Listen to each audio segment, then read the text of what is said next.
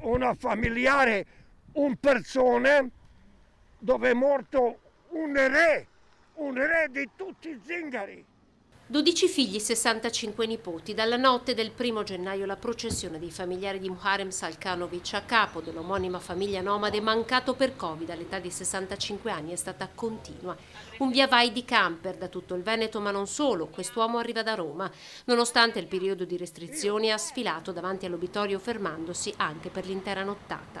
Era una persona che se poteva dava una mano a tutti, una persona di grande cuore. È un effetto che mi aspettavo perché sapevo cos'era mio padre. Nonostante l'emergenza che c'è in atto, la gente è arrivata.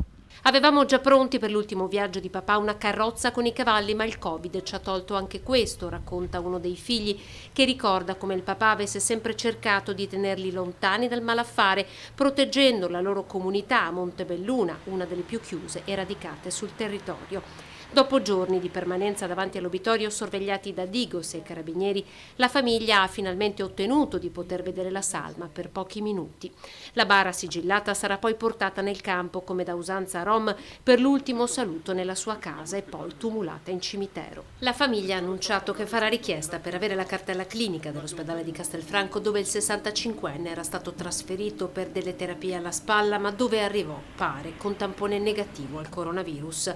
Intanto, contro gli assembramenti che inevitabilmente si sono creati davanti all'ospedale, è arrivata la reazione di Fratelli d'Italia. Purtroppo esistono delle regole e, giuste o sbagliate che siano, devono rispettarle tutte.